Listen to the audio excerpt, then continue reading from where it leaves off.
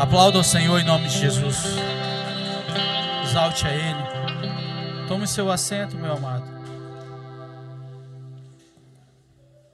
Boa noite, igreja.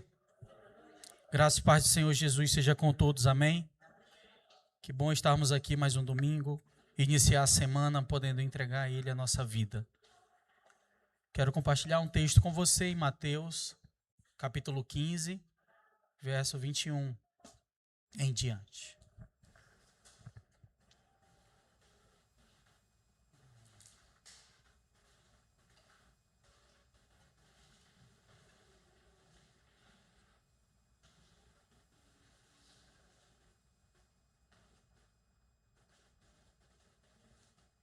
A palavra de Deus diz, no livro de Mateus, capítulo de número 15, verso 21 até o 28, assim. Saindo dali, Jesus foi para a região de Tiro e Sidom. E eis que uma mulher cananeia que tinha vindo daqueles lados clamava: Senhor, filho de Davi, tenha compaixão de mim. Minha filha está horrivelmente endemoniada. Jesus, porém, não respondeu uma palavra. Então os seus discípulos, aproximando dele, disseram: Manda embora, pois vem gritando atrás de nós. Então Jesus respondeu: Não fui enviado senão as ovelhas perdidas da casa de Israel. Ela, porém, veio e o adorou, dizendo: Senhor, me ajude. E Jesus respondeu: Não é correto pegar o pão dos filhos e jogá-los aos cachorrinhos. Então a mulher disse: É verdade, Senhor, pois os cachorrinhos comem das migalhas que caem da mesa dos seus donos. Então Jesus exclamou: Mulher, que grande fé você tem, que seja feito como você quer. E desde aquele momento, a filha dela ficou curada. Vamos orar, meus irmãos. Senhor, te louvamos por essa noite maravilhosa na tua presença. Obrigado, Pai. Meu Pai, que o teu Espírito Santo fale ao nosso coração, que o teu Espírito Santo fale com as crianças na salinha, que o teu Espírito Santo nos conduza nesse lugar. Que o Senhor possa produzir frutos com a semente da tua palavra no nosso coração, para que possamos glorificar o teu nome aonde formos, em nome de Jesus. Amém e amém. Amém, irmãos. Amados, esse texto é um dos textos narrativas, dos evangelhos, às vezes interpretado por alguns mais duros que a gente pode encontrar no evangelho. O texto é muito claro, a narrativa não tem rodeios, a Bíblia diz claramente que Jesus estava indo para uma região chamada Tiro e Sidom, e ali uma mulher cananeia, também nos outros evangelhos conhecem ela como mulher cirofenícia, uma mulher estrangeira. Ela começou a seguir Jesus. E não só seguir, irmãos, como ela gritava. Gritava: Jesus, filho de Davi, tem misericórdia de mim. É mais ou menos aquele mesmo grito que aquele cego também à beira do caminho, sentado na calçada, também fazia. Só que ela continuava gritando e ela falava: tem compaixão de mim porque a minha filha está endemoniada. Irmãos, imagina a dor daquela mãe que estava com uma filha em casa, atormentada por espíritos malignos. Imagina aquela mulher, a vergonha que ela não vinha passando com aquela situação na sua casa. Irmãos, nós sabemos que na época de Jesus a cultura com a mulher era muito cruel. A mulher não era contada, a mulher não poderia falar abertamente, a mulher não poderia, o judeu, principalmente o judeu ortodoxo, o judeu fariseu, ele não poderia andar perto da sua mulher nos locais públicos, a mulher não poderia. Tinha uma série de situações que impelia a mulher a se retrair, mas aquela mulher tomou uma atitude, seguir Jesus, por onde ele passava, e clamar por algo que a afligia. E hoje, irmãos, eu queria falar com os irmãos sobre a fé daquela mulher. Uma mulher estrangeira, uma mulher que viu a oportunidade de, em Jesus, ter a sua dor curada. A fé daquela mulher, a qualidade da fé daquela estrangeira. Que tipo de fé é essa que agrada a Deus? Ao ponto de lermos lá nos últimos versos, mulher, Jesus exclamando, mulher, que grande é a tua fé. E esse grande, se a gente for olhar lá para o original do grego, a gente também pode substituir por madura. Que madura é a sua fé. Meus irmãos, mas para falarmos de fé que agrada ao Senhor, de uma maturidade de fé que agrada a Deus, vamos entender o que é fé. Assim como o ouro, irmãos, é provado no fogo, assim como as joias, o ouro é muito valorizado, de imenso valor. Ela, para virar uma aliança, ela precisa ser forjada, ela precisa ser colocada em temperaturas altíssimas, para que toda impureza venha sair daquele material bruto, extraído de rochas. Assim como o ourive sabe o tempo que ele precisa ficar no fogo, aquele ouro para sair em formato líquido e para ter o formato que ele assim desejar, Deus ele precisa também provar a nossa fé. Irmãos, não se engane, você que é crente, você que é cristão, a vida cristã é uma vida de provas. A fé que Deus quer moldar em ti, na tua vida, é uma fé estabelecida no fogo. É uma fé que precisa ser amadurecida. Não é uma fé pela fé, né? Eu creio porque alguém falou. Eu creio porque falaram que se eu for 7 vezes dá certo. Não é aquela fé que muitas vezes fazemos ou substituímos por algum ritual. Algo que muitas vezes a minha avó falava e chamava de mandinga. Não. Deus quer trabalhar na tua fé, dentro do teu coração, para que ele possa exclamar, que madura é a sua fé. Que grande é a sua fé. O ouro não nasce pronto, irmãos. Você não nasce pronto.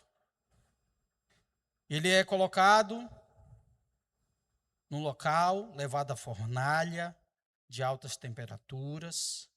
O fogo extremo não destrói o ouro, mas ele prova, ele limpa o ouro. Ele tira as impurezas, até que o ouro saia puro do outro lado. A nossa fé, irmãos, ela precisa ser purificada. Amadurecer é um processo lento e doloroso, já diziam os mais velhos, né, irmãos? Já dizia o próprio sábio, né, Salomão, em seus textos, em Provérbios, em Eclesiastes, falando da experiência através do tempo, da velhice.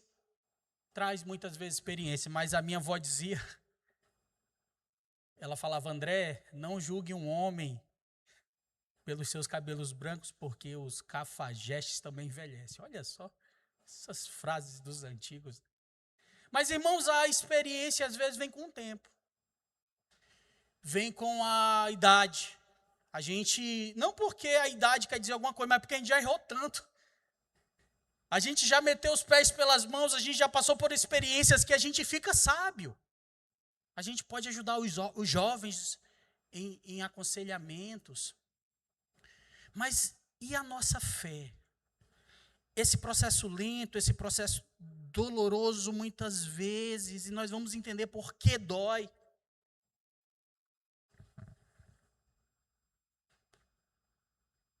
Imagina, irmãos, alguém chegar diante de você, desesperado, pedindo ajuda.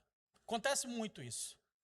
Teu telefone toca de madrugada, esse dia meu telefone tocou umas 10 horas da noite, WhatsApp, número que eu não conhecia, e aí eu vou atender. Alguma coisa está acontecendo com alguém. E aí uma pessoa, um conhecido do trabalho, já não está em outro lugar, me ligou desesperado. Que a filhinha dele estava em trabalho de parto e ele precisava de ajuda. E ali eu não tinha muito o que fazer, mas o que ele pediu a gente tentou ajudar. Mas imagine alguém lhe procurar, desesperado, pedindo ajuda, sem ter aonde e a quem recorrer. E essa pessoa que está sendo buscada não dá uma palavra. Se naquela noite eu não tivesse atendido aquele telefone, alguém chega para você e você não a responde. Foi isso que Jesus fez. A Bíblia diz no texto que lemos que aquela mulher começou a seguir Jesus e Jesus não falou uma palavra. Mas, meu Deus, como assim? Jesus, o Jesus que acolhe, o Jesus que abraça, o Jesus que quer o bem da nossa família, o Jesus que entregou a sua vida pelos nossos pecados, não deu uma palavra para aquela mulher. Primeiro, o Senhor, irmãos, ele fica aparentemente inerte. Verso 23, está aí na tela, mas Jesus não respondeu palavra. Segundo, parece que Jesus ele age com indiferença. Ele respondeu no verso 24, fui enviado senão para buscar as ovelhas perdidas de Israel. Aquela mulher não era de Israel, aquela mulher era estrangeira, era gentia, era uma mulher de outro povo. E muitas vezes, como ela era ali da região da Fenícia, da Síria, ela tinha outros deuses, irmãos. Talvez a deusa Afrodite, talvez, e fazendo uma pesquisa rápida sobre os deuses daquela região, talvez aquela filha dela estava possessa de demônios de deuses que ela servia. E ela tentou ajuda e não conseguiu nos deuses dela.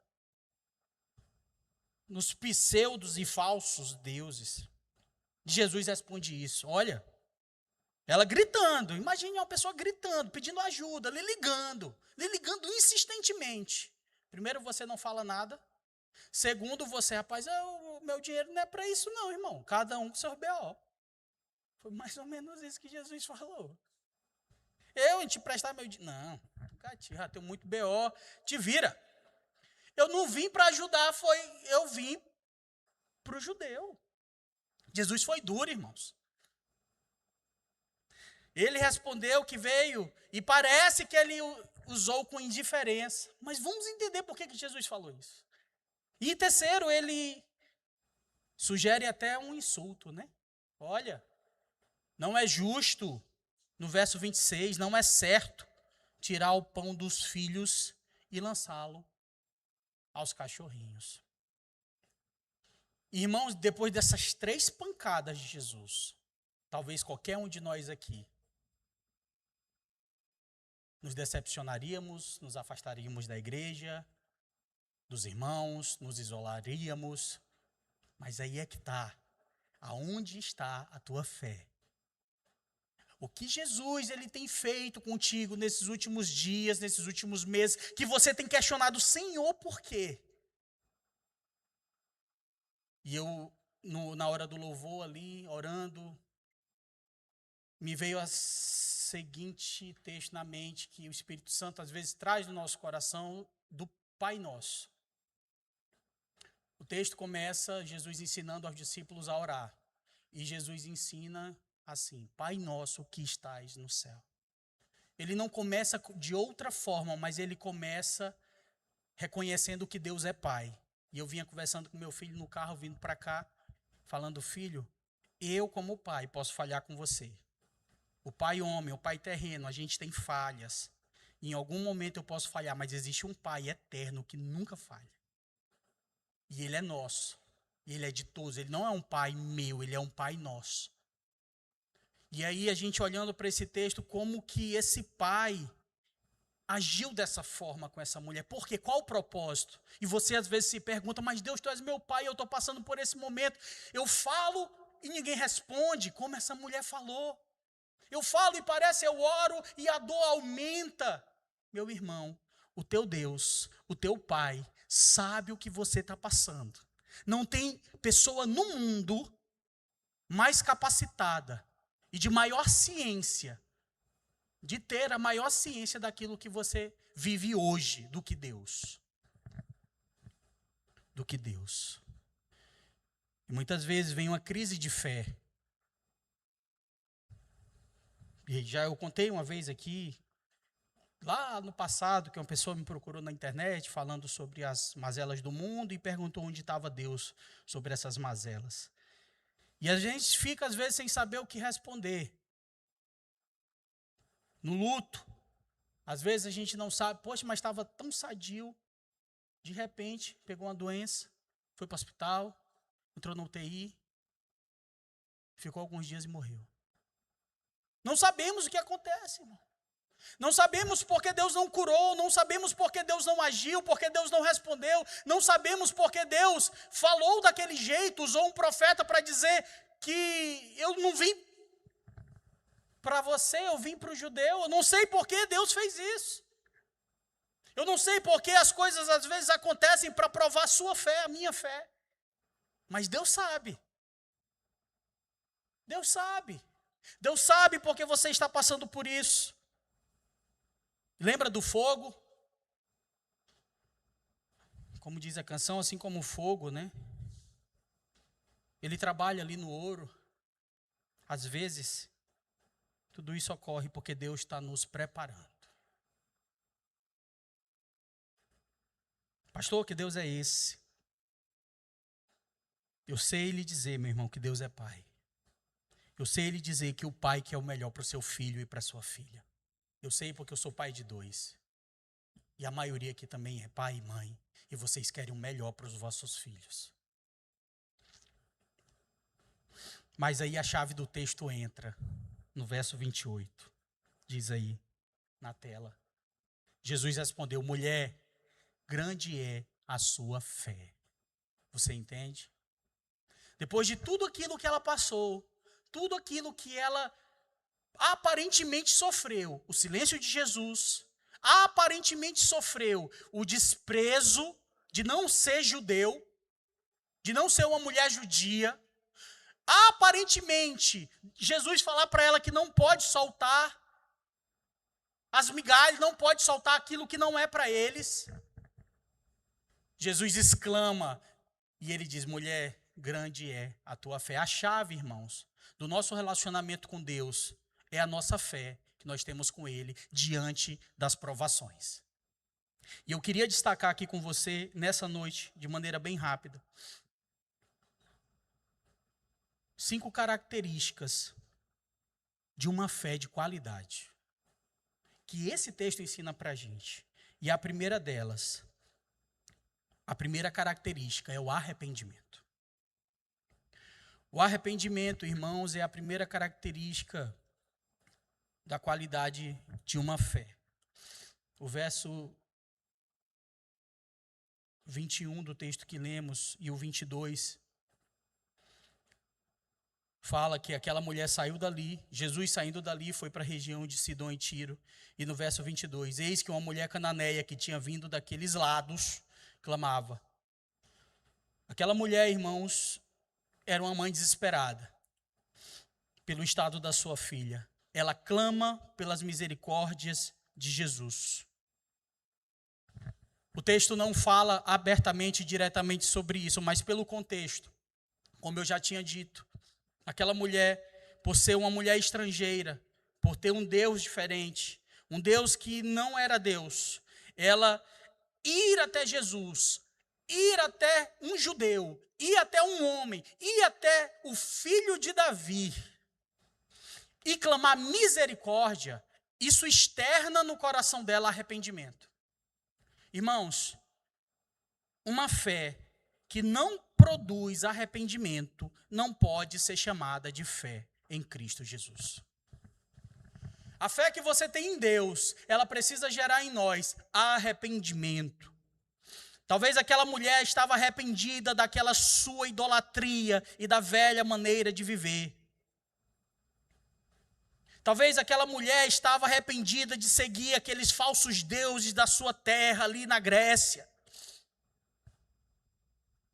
O apóstolo Paulo, ele diz em 2 Coríntios, capítulo 7, se você puder abrir esse texto, somente o verso 10. 2 Coríntios, capítulo 7, verso 10. Diz assim: a tristeza, segundo Deus, produz um arrependimento que leva à salvação e não a remorso. A tristeza, segundo Deus, produz arrependimento para a salvação e não para remorso. A tristeza do mundo, porém, produz morte. A fé que você tem em Deus, ela precisa gerar arrependimento dos pecados da sua vida. Porque se a minha fé não produzir em mim arrependimento que me faz mudar, que fé é essa? Que Deus é esse que eu sirvo, que morreu numa cruz pelos meus pecados, mas eu não consigo me arrepender dos meus pecados.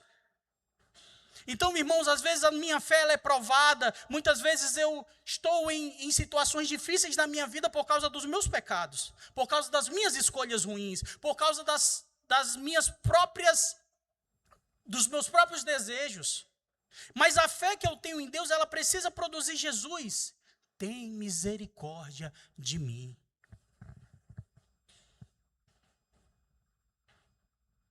A fé madura não faz uma pessoa apenas sentir pena de si mesma pelas consequências do pecado. A fé madura, ela gera repulsa pelo pecado, meu irmão e minha irmã. A fé madura, ela gera em nós uma tristeza pelo pecado, quando pecamos. A fé madura, ela não se abraça com o pecado. A fé madura, ela não fica ainda se esgueirando e se enrolando em situações que ainda não são pecados, mas são aparências do mal. É a aparência do mal, irmão, sai. A fé madura, ela nos leva ao arrependimento, pois a tristeza, segundo Deus, produz arrependimento. Aquela mulher estava triste e ela foi até Jesus. Jesus, tem misericórdia de mim. Que essa noite, meu irmão, a fé que temos em Deus possa nos levar ao arrependimento verdadeiro. Segunda característica, o conteúdo. Como assim, pastor? Conteúdo. Você tem um perfume. Você, para vir aqui essa noite, você usou um perfume, né? Eu uso o perfume do André Vinícius. Tudo é igual, tudo é de homem, né? E o conteúdo que tem no frasco é a essência daquela fragrância, daquele perfume. O que vale não é o vidro. O que vale não é a tampa, se é assim, se é assado, se é assim. É o que tem dentro. A fé verdadeira, a fé madura, além de produzir arrependimento, a qualidade dela é que o conteúdo dela é diferente. É verdadeiro, é profundo. Ela tem um conteúdo. A fé, ela não é um salto no escuro. Ei, irmão, olha aqui para mim. A fé, ela não é algo vazio. A fé madura, você sabe em quem crer. Como o apóstolo diz, eu sei que o meu Redentor vive. Eu sei em quem tenho crido, e Ele é fiel para guardar o meu tesouro até o dia final. A fé madura, ela é uma fé que tem conteúdo, que tem substância. É uma fé em Jesus Cristo com aquilo que Ele é. E aonde que a gente destaca isso? Quando ela chama Ele de filho de Davi. Irmãos, quem sabia que Jesus era filho de Davi eram os escribas, eram aqueles que estudavam. Os profetas falavam que Jesus, o Messias, viria da linhagem do rei Davi. Por isso que a tribo de Davi, por isso que Judá, por isso que tinha uma tribo ali que não se corrompeu, e na EBD nós estudamos sobre os reis, Então aquela mulher, ela clamou algo que ela estava começando a conhecer, provavelmente ela estudou, ou ela ouviu, ou ela ficava se esgueirando, ouvindo o que os escribas, ou que Jesus falava. Ela falava, filho de Davi. Ela não era judia, mas tinha ouvido falar sobre Jesus e creu nas promessas da Escritura que ele era o Messias prometido. Irmãos, a fé madura, ela tem conteúdo. Porque diz lá em Romanos 10:17, e você conhece esse texto, e assim a fé vem pelo ouvir a palavra de Cristo. É impossível você alcançar uma fé que agrade a Deus sem conhecer de Deus. Sem ouvir de Deus, sem ler de Deus, sem estudar de Deus, sem aprender de Deus. Claro que todo esse conhecimento de Deus não é pelos nossos méritos, mas é pelo que Ele se revela a nós. É pelo que o Espírito Santo nos deixa e nos permite o conhecer. Mas a fé, irmãos, ela precisa ter conteúdo. Precisamos ouvir do Senhor. Uma fé sem raiz nas Escrituras, ela se despedaça em qualquer crise. Uma fé sem raízes no Senhor Jesus, no que Ele é, em seu Evangelho. Quando o pastor fala alguma coisa, eu já saio, vou me embora. Sua fé está onde, meu irmão e minha irmã? A minha fé está onde? A fé de qualidade não é baseada no que eu sinto que Deus deve fazer. Uma fé de qualidade, ela é baseada naquilo que Deus revelou através da sua palavra. Rapaz, por que tu está fazendo isso? Porque a palavra de Deus diz que eu devo fazer. E a minha fé está na palavra de Deus. A minha fé não está baseada naquilo que eu sinto que Ele deve. Portanto, nós precisamos estudar as Escrituras, nós precisamos conhecer do Senhor, naquilo que Ele revelou na sua palavra que faria. Porque lá, irmãos, estão as promessas que o Senhor nos prometeu, na qual Jesus Cristo é o centro de todas elas. Terceira característica das 5 de uma fé madura, além do arrependimento, uma fé madura é um cidadão, é uma cidadã que se arrepende. É um cidadão, é uma cidadã que ouve de Deus. A fé vem pelo ouvir. Então para eu ter mais fé, eu tenho que eu tenho que conhecer mais do Senhor, buscar mais do Senhor, ler mais do Senhor, ouvir do Senhor. Põe aqui na Bíblia do celular e põe aqui o play. É tão fácil e a gente ouve lavando a louça. E a gente ouve no trânsito, e a gente ouve, sabe, ouve a palavra do Senhor. É isso que você precisa para fortalecer a sua fé. E o terceiro lugar é a perseverança. Uma característica, uma fé de qualidade, não desiste, irmão. Não desiste de Deus, não desiste de sua obra, não desiste de servi-lo, não desiste de nada.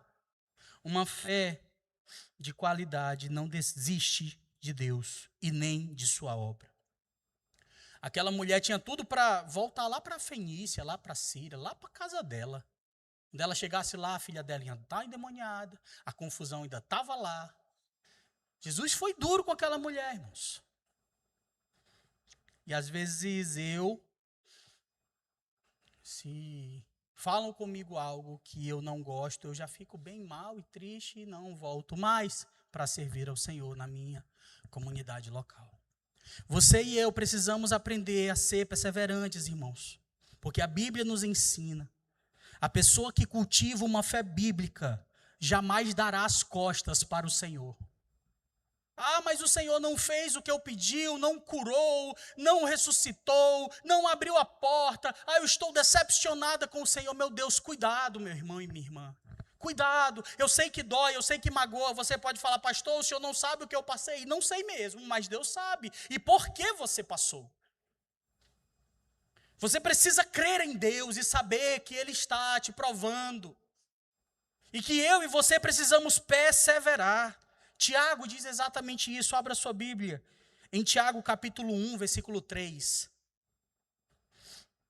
Mesmo que os homens... Os discípulos falavam o quê? Manda ela embora, Senhor.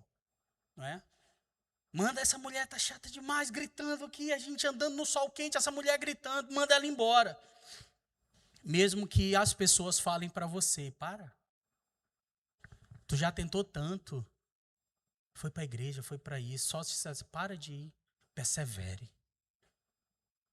Não deixe se enviar de Satanás macular a sua perseverança. Tiago 1, 3 e 4 diz assim: sabendo que a aprovação da vossa fé produz perseverança. E ela, uma vez confirmada, deve ter ação completa, a fim de que vocês sejam perfeitos e íntegros, sem que lhes falte coisa alguma. A provação da sua fé produz um crente perseverante. Irmãos, é impossível a gente perseverar se não houver resistência. Isso é lógico, filosófico. Quando você tem uma resistência, você tem que fazer um esforço maior para poder superar essa resistência e avançar o que você quer avançar. O bom da perseverança em Deus, das coisas de Deus, é que há uma recompensa, que é de Deus. Sabendo, irmãos, de tudo isso, que a aprovação da nossa fé, uma vez confirmada, produz perseverança.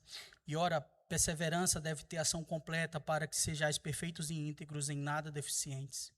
O silêncio inicial de Jesus não foi uma rejeição, foi o fogo da aprovação esticando a fé daquela mulher. A fé é imatura, ela faz birra, ela reclama de tudo, quando não recebe o que quer. Criança, irmão. Paulo ele falava um pouco sobre isso, né? Sobre aqueles crianças ainda espiritualmente falando, que quando as coisas não acontecem do jeito que eu quero, uma criança de 2 anos, 1 ano, faz birra, é normal. Ela não tem entendimento. E aí tem que vir o pai e a mãe puxar forte, segurar e apertar o braço. Menino, te aquieta, menino.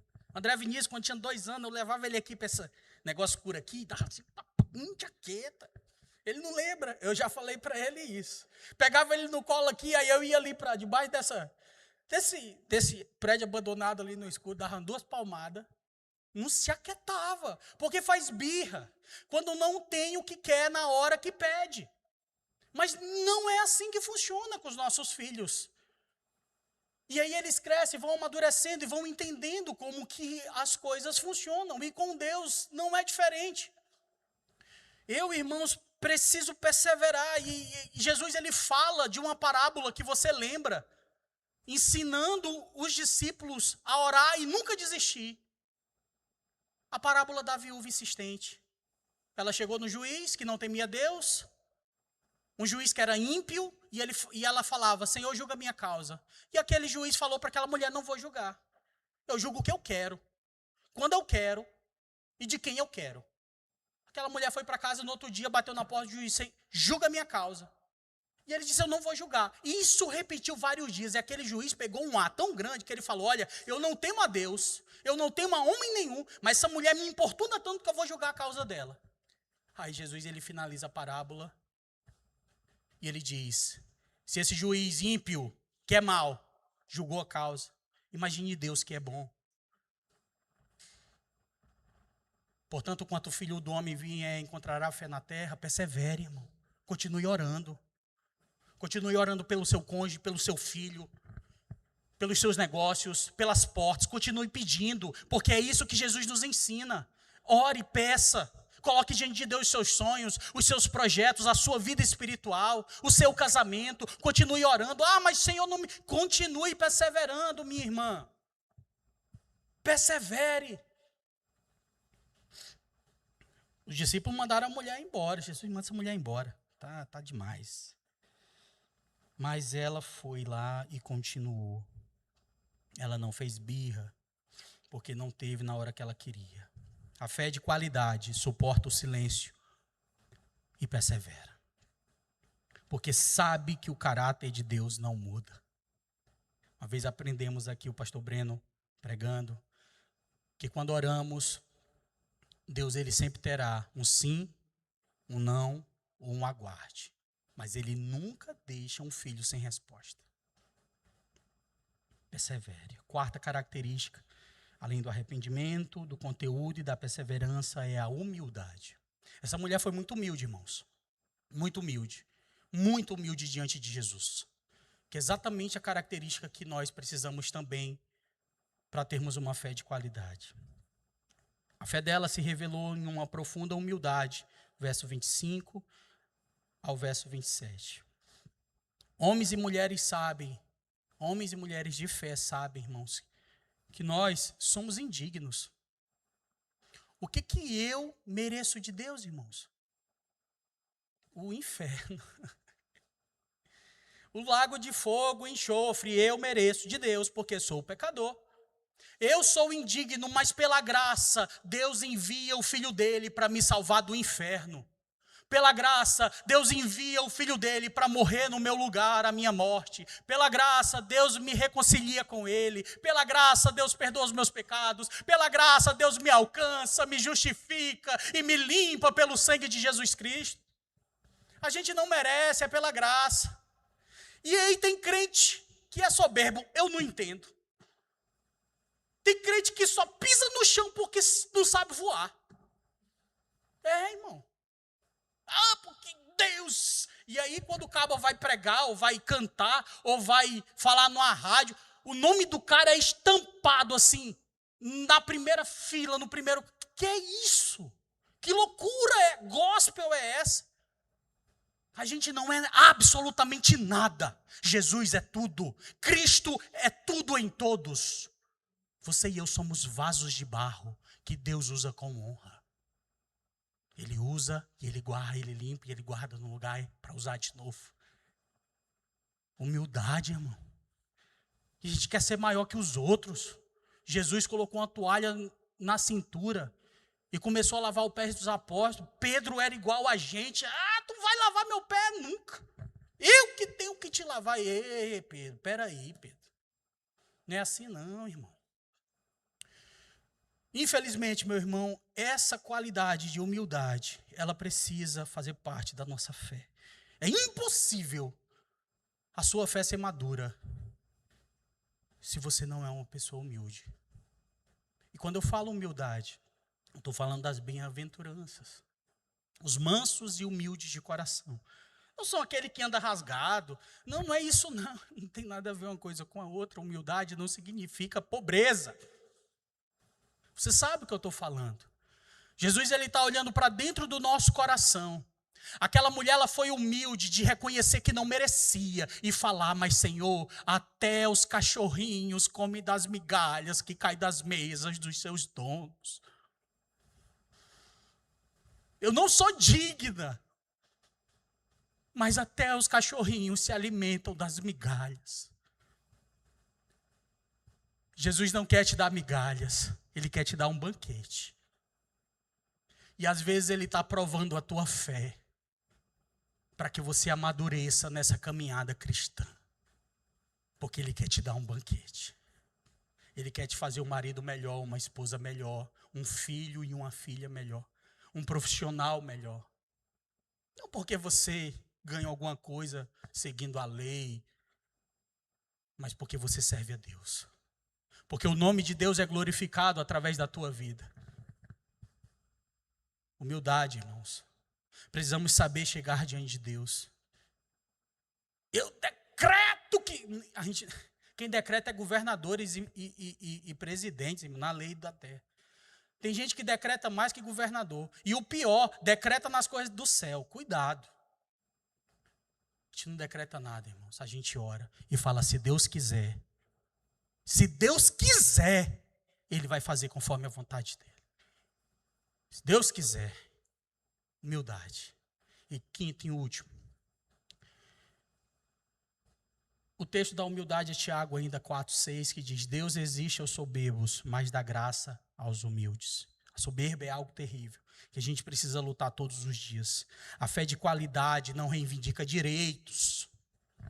Porque eu determino, porque eu quero, não reivindica direitos. Entenda isso desde jovem que está aqui.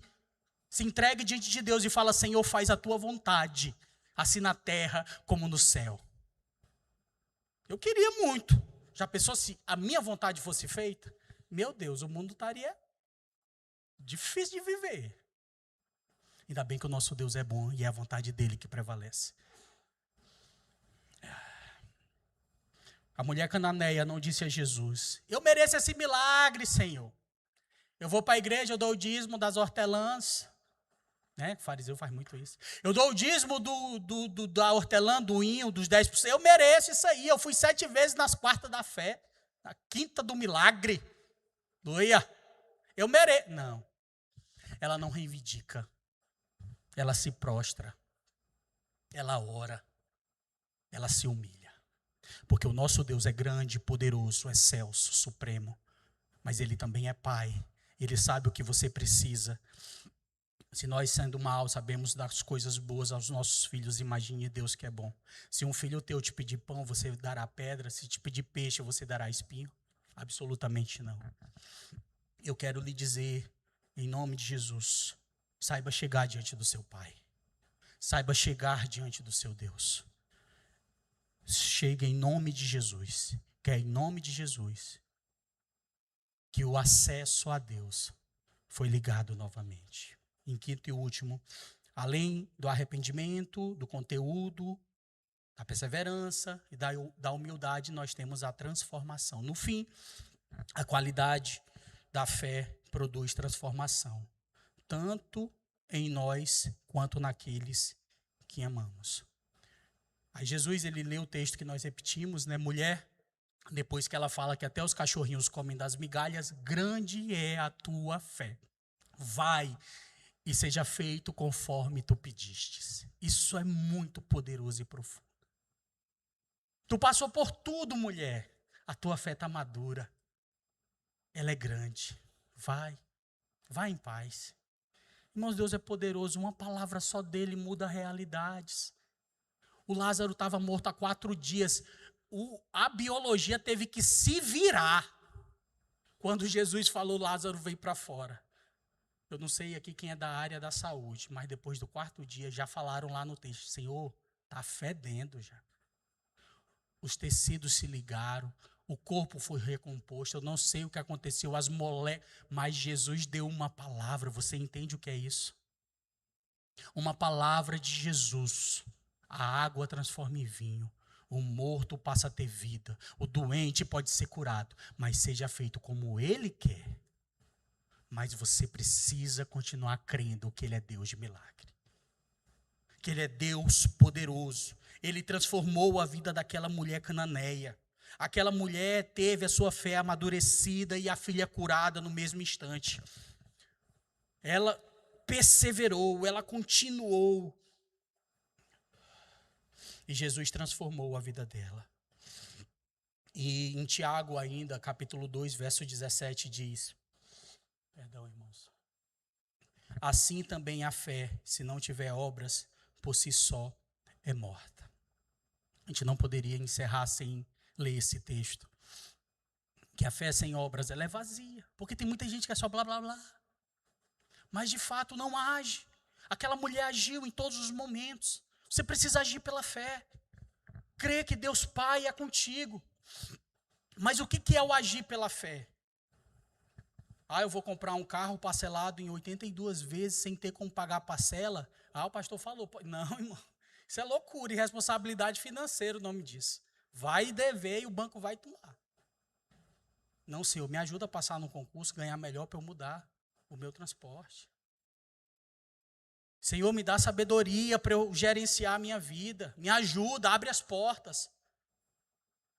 Mas o que eu quero falar, o que Tiago fala nesse texto, que a fé sem obra é morta, é quando a gente vê o irmão tendo necessidade e a gente diz assim, Pai do Senhor, irmão, vai na paz, vai dar tudo certo. E a gente não tira R$1 do bolso para ajudar o irmão.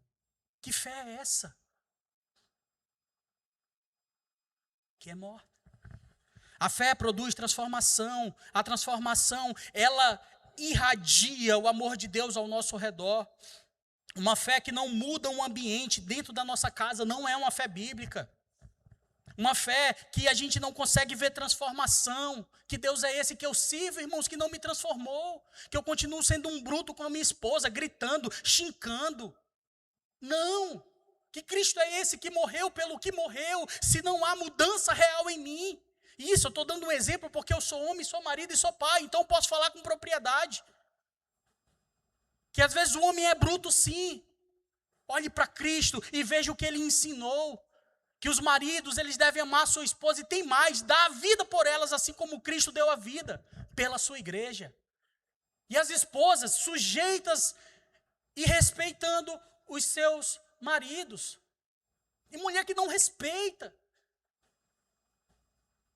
Que fé é essa que não me transformou, que não me transformou de dentro para fora, que não me fez uma pessoa que glorifica a Deus com as minhas atitudes? E como o apóstolo João fala em sua epístola, como é que você diz que ama a Deus que não vê, mas odeia o irmão que vê? É hipocrisia, está tudo errado, o evangelho continua igual, mas os crentes vivem algo, eles desejam a morte. Quem não pensa igual, tem que morrer mesmo. Como assim? Onde Cristo ensina que nós devemos amar os nossos inimigos e orar pelos que nos perseguem. Eu preciso de uma fé, ter uma fé que me transforma a cada dia mais semelhante a Jesus Cristo. Se não for assim, a minha fé ainda precisa amadurecer. E eu queria orar com os irmãos. Pedir ao Senhor que o Senhor nos dê sabedoria, discernimento e força para que tenhamos uma fé madura.